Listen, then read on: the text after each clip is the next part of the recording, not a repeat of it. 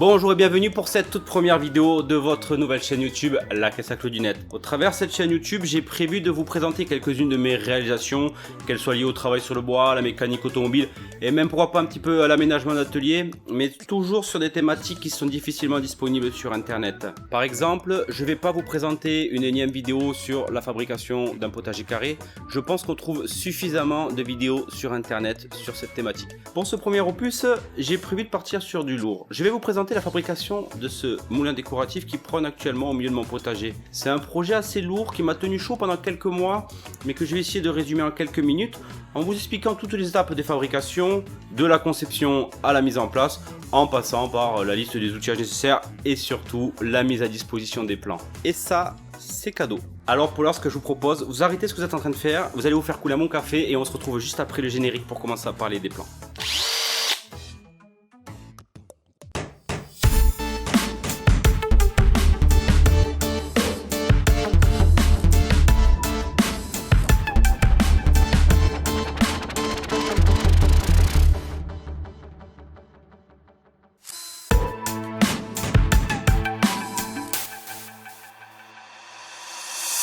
Quand m'est venue l'idée de fabriquer un moulin, j'ai commencé par chercher des plans sur internet, mais franchement j'ai rien trouvé qui correspondait exactement à ce que je voulais. Alors j'ai décidé de concevoir moi-même mon moulin en m'inspirant de quelques images qui étaient disponibles sur internet. Cette étape de conception m'a pris en toute sincérité autant de temps que la fabrication, mais ça m'a permis d'obtenir un résultat qui correspondait à 100% à ce que je voulais et en plus à faire de réelles économies en matières premières. Pour ce faire, j'ai utilisé un logiciel de DAO. DAO, ça veut dire dessin assisté par ordinateur. Le concept est simple, il suffit de dessiner chaque pièce en 3 dimensions, puis de les regrouper virtuellement dans ce que l'on appelle un assemblage. Une fois que l'assemblage est terminé, on peut apporter quelques retouches sur les pièces jusqu'à ce qu'on obtienne le résultat désiré. Et c'est là que franchement, j'ai le plus galéré. Après ça, il me restait plus qu'à éditer les pièces en 2 dimensions, à les imprimer et à les apporter à l'atelier pour commencer les débits. Alors pour les récupérer, pour vous c'est simple, il vous suffit de cliquer sur le lien dans la description, de suivre les instructions et de télécharger les plans en format PDF ou en format JPEG. Bon mais voilà, maintenant que nous avons parlé des plans, je vous propose de regarder ensemble de quoi nous allons avoir besoin pour fabriquer ce moulin.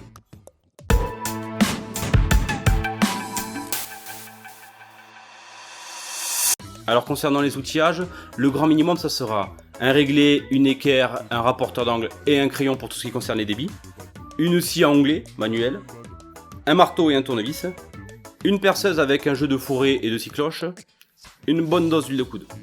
Voilà, avec tout ça, vous aurez tout ce qu'il faut pour fabriquer votre moulin, mais vous avez peut-être un petit peu galéré. Donc si vous pouvez, procurez-vous aussi une scie circulaire avec quelques règles de guidage, une perceuse à colonne, un rabot, un lot de serre-joint prise rapide, une scie radiale.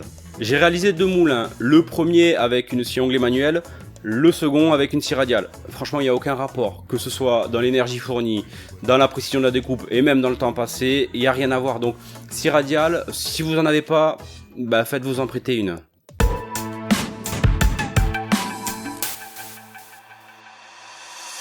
Alors concernant la matière première, évidemment, recyclez un maximum ce dont vous disposez dans votre atelier. Pour ma part, j'ai utilisé des planches de contreplaqué pour les habillages, des tasseaux que j'ai raboutés pour les ailes et la structure, des champlats et des quarts de rond pour les finitions, des tourillons pour les ailes et la rambarde, d'un morceau de tige en bois pour l'axe de l'aile d'au moins 30 mm de diamètre.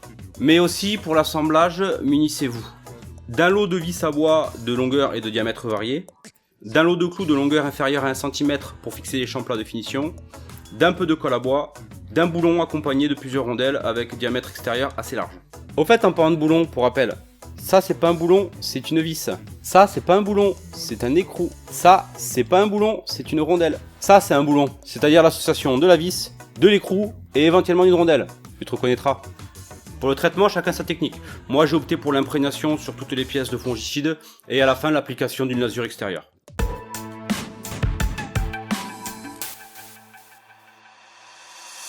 Alors pour le montage, plusieurs solutions. Soit vous débitez toutes les pièces puis vous les assemblez à la fin, soit vous débitez et vous assemblez au fur et à mesure. Le premier cas, débiter toutes les pièces, ça va vous faire gagner énormément de temps dans le nettoyage de l'atelier parce que vous ferez le copeau qu'une seule fois.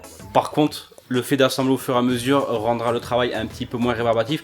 Moi c'est la solution que j'ai préférée, mais j'ai passé pas mal de temps à nettoyer l'atelier. Dans tous les cas, je vous invite à respecter la chronologie des planches que vous téléchargerez, c'est-à-dire commencer par la première page, puis terminer par la dernière. En premier lieu, débiter et assembler la structure du moulin. Bon, restez le plus précis possible dans les angles d'inclinaison de 7 degrés. Franchement, c'est une étape indispensable pour garantir une bonne symétrie et une bonne planalité du montage final. Ensuite, vous pouvez débiter et assembler les habillages supérieurs, inférieurs ainsi que le ponton. Là aussi, plus vous serez précis, moins vous aurez besoin d'ajuster au final. Appliquez un zeste de peinture noire à la bombe ou au pinceau sur la zone où il y aura la porte et les fenêtres, sans grande précision. De toute façon, les champs plats de finition recouvriront les zones inutiles. Ensuite, vous pouvez commencer à débiter et assembler la maisonnette. Alors, rien de bien compliqué pour cette étape, assurez-vous juste que le diamètre de perçage sur la face inférieure corresponde au diamètre de la vis de liaison avec la partie inférieure. Même remarque pour le diamètre de perçage de la face avant avec l'axe central des ailes. Bon, ensuite vous pouvez débiter et assembler l'aile du moulin. Ça, c'est le moment où vous apprécierez d'avoir la perceuse à colonne pour garantir la perpendicularité entre les tiges et le tasseau. Si le diamètre de perçage n'est pas trop large par rapport aux tiges, vous n'aurez pas besoin de mettre de colle pour maintenir l'assemblage. Enfin, nous arrivons à l'étape de finition, c'est l'étape la plus longue qui nécessite le plus de précision et d'ajustage. Faites-le sereinement en fixant chaque morceau de champ plat avec de petites pointes. Une fois que tous les éléments sont assemblés, vous pouvez appliquer le traitement final et laisser sécher dans un environnement propre et sec.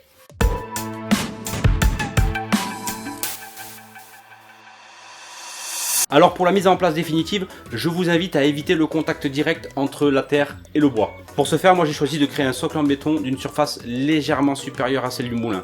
Ensuite, j'ai ceinturé avec quelques bordures en bois et j'ai rajouté quelques fleurs pas trop hautes pour l'esthétique. Pour associer utile et agréable, vous pouvez aussi créer 2 portes à l'arrière du moulin avec quelques charnières. Moi personnellement je l'ai fait et j'y stocke des outils de jardin et des produits et franchement c'est bien pratique. Une autre amélioration consisterait à incliner légèrement les pales et installer un système de roulement billes à l'intérieur du moulin. Ça permettrait aux ailes de tourner au gré du vent. Moi j'ai commencé à réfléchir mais j'ai été vite bloqué avec les roulements, je voyais pas trop comment les intégrer dans le montage. Alors si vous avez des idées, n'hésitez pas, vous pouvez les marquer dans les commentaires de cette vidéo. Ça servira soit à moi si je vais en faire d'autres, soit aux futurs lecteurs de cette vidéo. Bon, si cette vidéo vous a plu, n'hésitez pas à la liker, à la partager sur les réseaux sociaux, à la commenter. Moi, je vous laisse sur ce reportage photo, je vais ranger rapidement l'atelier et j'ai préparé peut-être ma prochaine vidéo. Je vous remercie pour le visionnage et puis je vous dis à bientôt, j'espère.